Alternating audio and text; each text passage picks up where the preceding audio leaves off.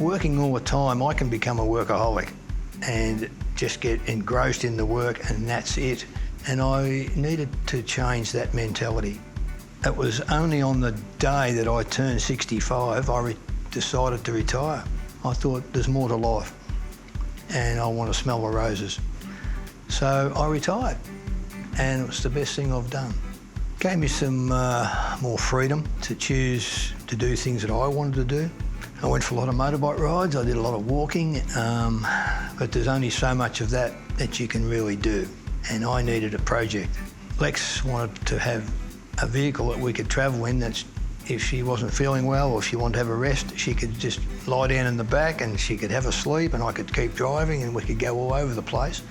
But we didn't have one of those and we didn't have $100,000 either. So this Bedford came along, so a mate of mine offered it to me. The whole challenge of it appealed to me. Yes, it was rusted to bits. It wouldn't go, it wouldn't run, but there was just something about that old girl that I liked. People enjoy restoring things. I like to see something coming from basic roughness to something that's usable again. You need things to do. You know, you'd go mad. I'd go mad if I had nothing to do. And I have to have a project that suits me. We've all got things we've got to learn, and that's half the fun, is learning new skills. I've never panel beated a car before. I've never cut out rusty panels and welded them in, and so that's all new to me. But it's interesting to learn another skill. That's what I enjoy. I've spoken to a lot of people who get quite depressed retiring. They haven't planned for it. They've got no hobbies. They've just worked all their life. And I find for me that you've got to have an interest that is your interest, because when you retire, all of a sudden you don't go to work every day. You've got to really do a lot of serious thinking about retirement. What do you want to get out of it? And I actually look at the flowers now and I look at the trees, I hear the birds, and I love them. I love nature. And now I've got this project and we're looking forward to going away. The things that I've got that I want to do, I really don't know how I'm going to fit them all in, but I'll die with a smile on my face. It's just, life's really good.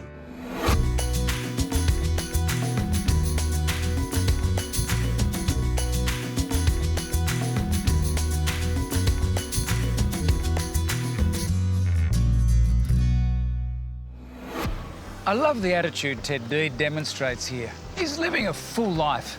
He has plans for the future. There's almost a sense that he and his wife Lex are about to motor off into adventure, their retirement adventure. What interests me is that he suddenly decided to retire without too much thought, but he quickly found what he wanted to do, and now he has more to do than he can fit in. And he's loving it. That's the important thing. He has such a positive attitude, which makes him a great introduction to this program about positive attitude.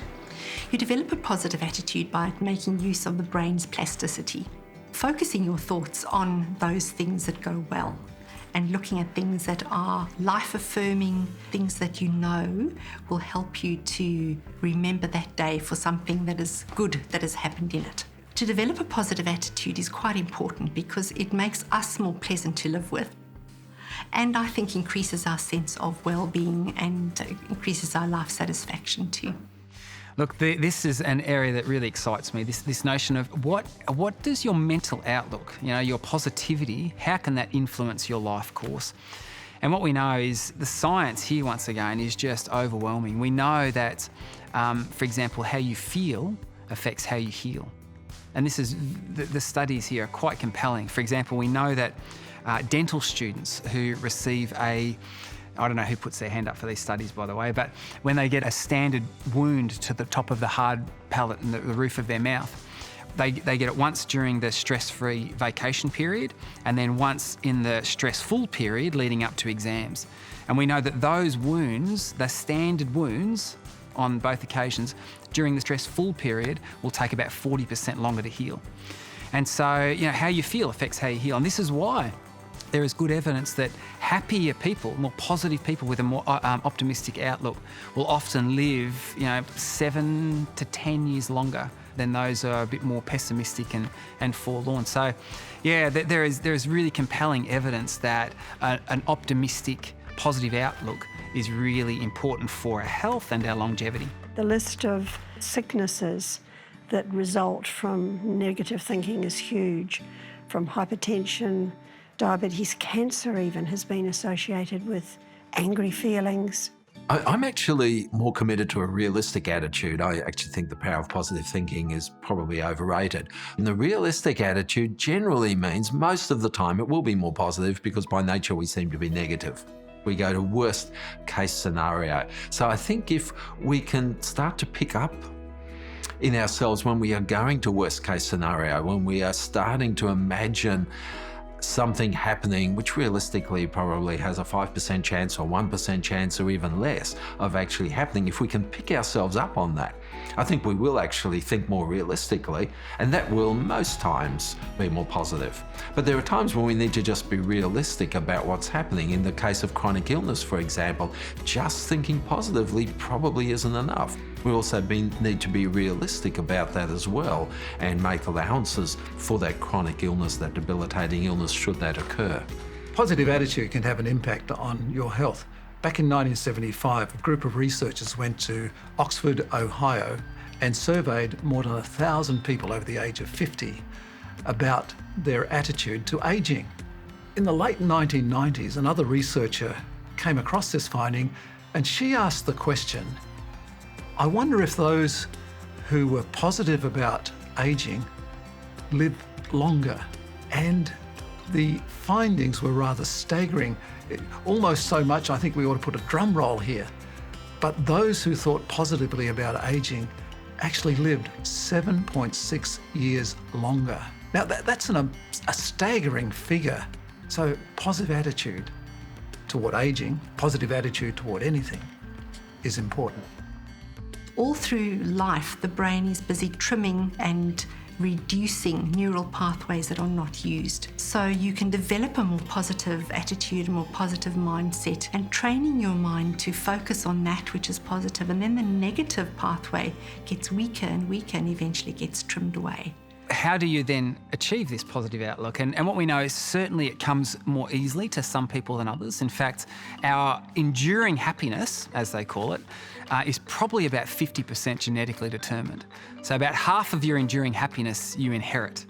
Although there is a science of what we call epigenetics, which is questioning that and indicating that it's probably not quite that high. But what we do know is that probably only about 10% of your enduring happiness, your positivity, and that is influenced by your circumstances, which is far less than most people might imagine. But what that means is that about 40%, the estimates are, of our enduring happiness we get to choose. And we get to choose through our intentional activities. There are many ways you can keep a positive attitude. You can keep a gratitude diary, for example, to write down the things that you want to be thankful or that you want to remember that you are thankful for. As you get practiced in this positive attitude, you go through life and you're actually actively looking for those things that are good instead of focusing on the things that are negative in your life. So we're trying to focus on the good things that happen to us every day that help to make our lives wonderful. Accepting ourselves is really important. We need to learn to love ourselves, and we need to be looking at positive things instead of negative. So I think it's wonderful when you wake up every morning is to think of one or two things that you are grateful about. And I think that would really start your day well. Some of those intentional activities include things like having a focus on positive things, like what we're grateful for. In fact, we know gratitude and expressing gratitude is a really key driver of positive, effective experiences for people. So what my catch cry here is I say that feelings follow your focus. In fact, there's a famous experiment or an exercise from the positive psychology world called 3 Good Things, where they actually encourage people at the end of each day to write down 3 things that went well that day and why they're grateful for them. And we know that when people do this, they will actually report progressively increasing levels of happiness over a 6-month period. What went well in the past, in the present, but also to the future. You know, what hope do you have? What do you have that you get excited about? These are really constructive things that people can do to adopt a more positive outlook. And there are other things too. One of my other catch cries is giving is living. We know that when people have a service mentality, you know, when we contribute, it does wonders for our own well-being. You know, it feels good to do good, in the famous words of Abraham Lincoln. You know, when you get out and about and you're sort of helping others, you feel good about yourself. You're making networks, you're making that social contact as well. And, you know, giving is really, really important in retirement. The more we give, the more we get back. But there are a whole lot of other things we do. We know that food feeds your mood. You know, we know that when people adopt more of a plant slant to their diet, they actually feel better. Typically takes a day. If you consume more fruit and vegetables today, you'll tend to be happier tomorrow. We know that motion creates emotion. You know, when people move in more dynamic ways, they feel better. We know that you've got to rest to feel your best when people prioritise sleep. We know that blue and green should often be seen. When people immerse themselves in natural, particularly brightly lit blue and green spaces, it does wonders for their positivity. So there are a whole host of things, you know, even how we engage with other people. You know, together feels better. You know, to have those close social connections. We know that that's a really strong predictor of people's positivity and their well-being. How we speak to each other. We actually know there's a positivity ratio. For people to truly flourish and to feel truly well, they need to have this positivity ratio in the way that they speak to people. Not a bad thing to address negative things, but you probably need 5 positive things for every 1 negative statement that you make. So yeah, there are a host of really positive things that we can do to adopt a more positive and optimistic outlook, and it does us wonders. If there's one thing we keep stressing, it's how important a whole-of-life approach is to retirement and preparing for retirement. And I guess it makes sense because we're a whole person, not just the various parts like a brain and a stomach. It's all connected. It's all part of who we are and what we're becoming. So developing a positive attitude may start in your mind, but it needs support from the rest of your body to keep it going. Remember, motion creates emotion. And remember to be present. Try thinking of what went well today. I think there's always something to be thankful for. That's positive. Look, I think a positive attitude helps to overcome the humps, you know, because invariably retirement, just like life in general, you know, some of the things that come up are unexpected. So having good social support is really important to maintain that positive attitude. Also maintaining that mastery. So having a look at ways that you've been able to overcome barriers previously and thinking about how you can apply those same skills to the new transition will probably be the best way forward. One of the key things that people need is a strong sense of identity and self-identity and self-worth, really. I think this is pivotal. This was really played out in one of the studies that was done in the island of Kauai back in 1950s, a low socioeconomic, very disadvantaged community where the researchers went in there and they monitored all of the children that were born in that disadvantaged community. And looking at their life course, and what they are able to identify is that about 1/3 of them went on to really do well in life, you know, become, you know, flourishing, successful, contributing members to their community. And what they were able to identify is that these people had a robust identity, a sense of self-worth. And where did that come from? That came from having at least one significant other person in their life who accepted them unconditionally. And so we need that. We need that one thing, that significant someone, you know, in our life who says, you're okay, you're valued and you are of worth. We know that makes a huge difference to people. What we're talking about here is psychological well-being.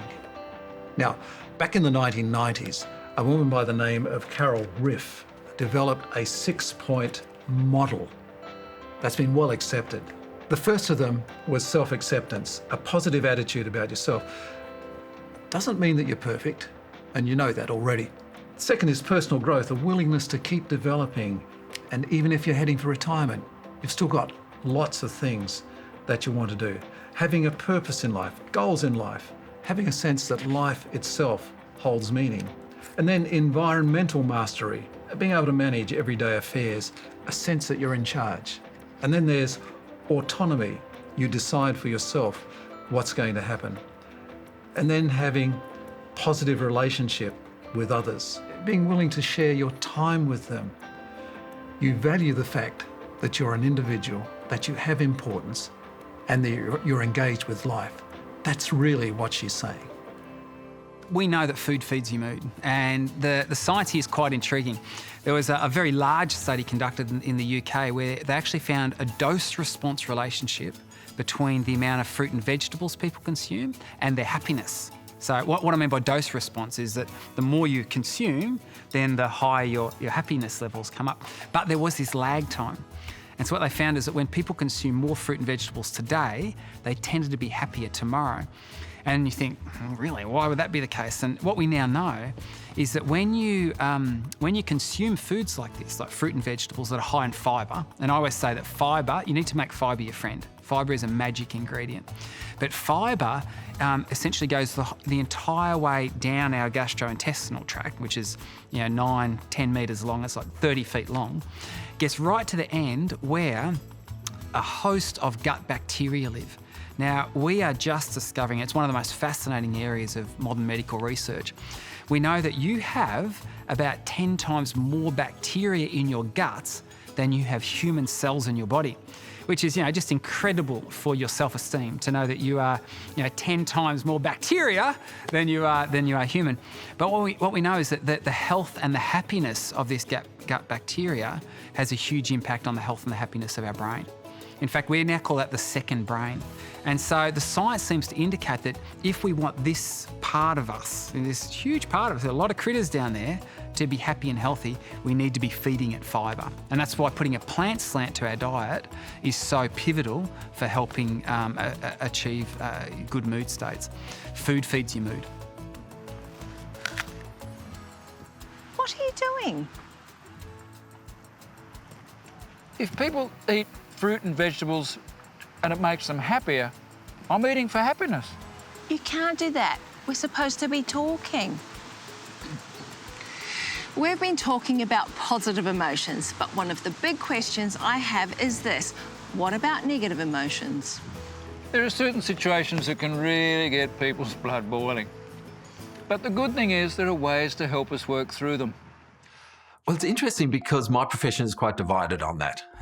The existential and the humanistic psychologists and counsellors have no issue with it and think it's great. The cognitive behavioural therapists say it's counterproductive.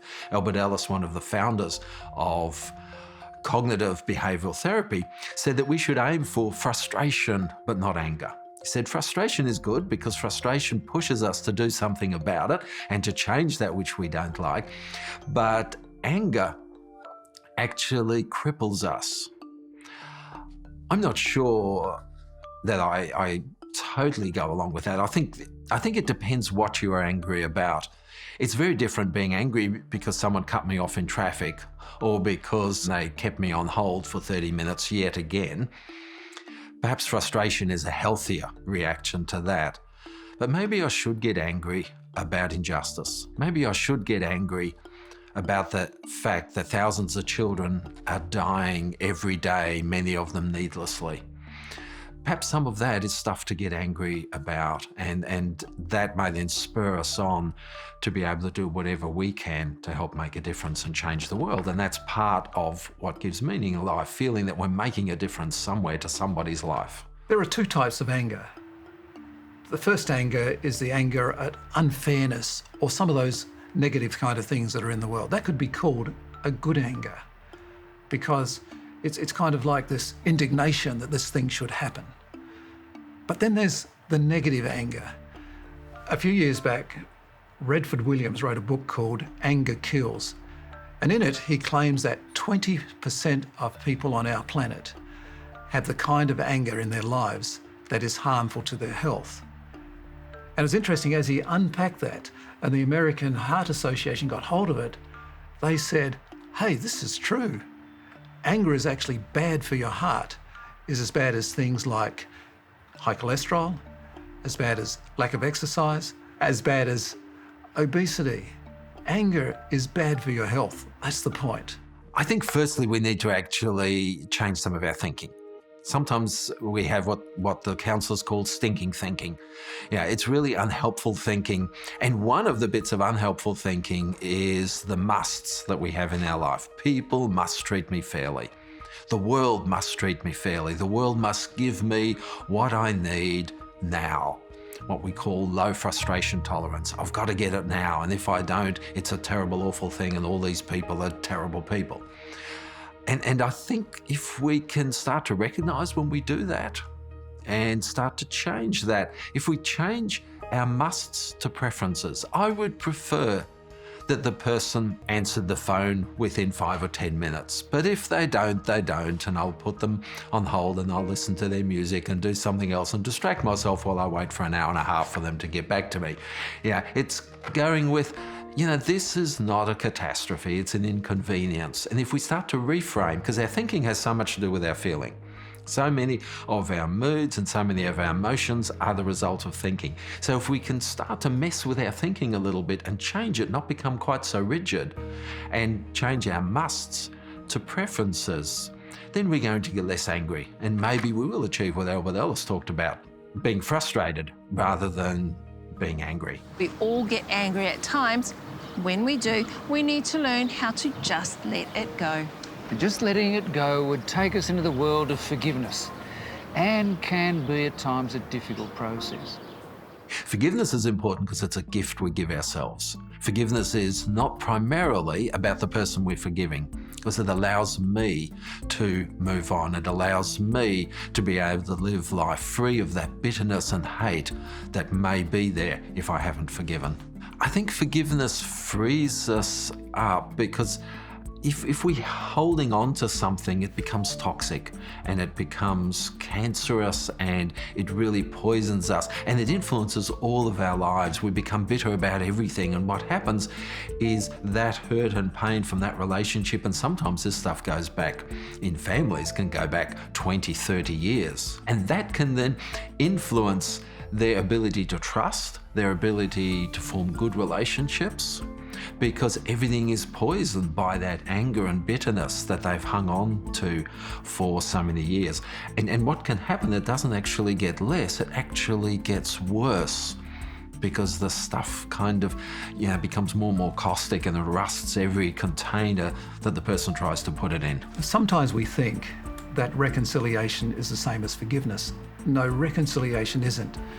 Reconciliation is two people or more coming together and working through an issue. It's about expressing the hurt. It's about listening to the other person. It's about coming to a conclusion together. To put it simply, forgiveness tends to be a solo thing. You are forgiving someone for what they've done. Reconciliation is two of you coming together to make things right in some way. It needs to be seen that forgiveness is not the same as reconciliation. Just because I forgive you doesn't mean that we're going to go back to the way the relationship was before the hurt or the betrayal happened. It may not be safe to do that. It may not be wise to do that. It may mean that I actually have to have nothing to do with you in order to keep myself safe. Sometimes in extreme circumstances, that's exactly what's needed. So forgiveness and reconciliation are not one and the same thing. Sometimes forgiveness can lead to reconciliation. Often it may not. Forgiveness doesn't mean that I don't have good boundaries. And good boundaries may mean I have limited or no contact with the person who really hurt me. I think it's really important to recognize that forgiveness is a process. It's not just an event. And when I've worked with people who've gone through divorce or who've been abused and they struggle saying, I thought I'd forgiven that person. And I remind them that it's a process and that you forgive in bits so often. I mean, if you step on my toe, I can forgive that fairly quickly. But if somebody cheats on me in an intimate relationship, wow, that's going to be a process and that's going to take time. Ultimately, I think forgiveness is a choice that we have to make. We have to be careful not to do that too quickly. I think we firstly need to feel the pain of what has happened. Otherwise, forgiveness can be a panacea. It can be just whitewashing what's actually happened rather than feeling the pain, going through the grief and the sadness and maybe even the anger of what has happened, and then getting to the point of forgiveness. If people forgive too quickly, it's often very superficial and doesn't do much other than keep the person in denial about what has actually occurred that has hurt them so badly. The importance of a positive attitude as we age is that there are many negative things that happen as we age. There are losses that we sustain, our bodies change, we may have disappointments. Those are a natural part of life. So perhaps we have to work a little harder as we get older to maintain that positive attitude. But if we do, it pays off richly. Its dividends are great. Because when we have a positive attitude, it just puts us in tune with other people, improves our quality of life. And it's much nicer to be around somebody who has a positive attitude than someone who doesn't. I think what the science, as I read it, says that at all ages, having a positive mental outlook is one of the most important things you can do. In fact, there was one study that particularly looked at, I'm going to say, because I'm nearly 50, I'm going to say, those younger years, but at the age of 50, having a positive mental outlook, an optimistic mental outlook, was one of the greatest predictors of mortality, over the next 30, 40 years. And so, look, I think regardless of whether you're young or younger or just young like us, having that positive mental outlook is really, really important. My best tip for achieving a positive outlook, I would say to go for a walk with a friend outside while the sun's shining and tell them why you're truly grateful for their friendship. And the reason I say that is because that encapsulates many of the strategies we know that work. People getting into outdoor spaces while the sun's shining, moving, connecting with others, and expressing gratitude.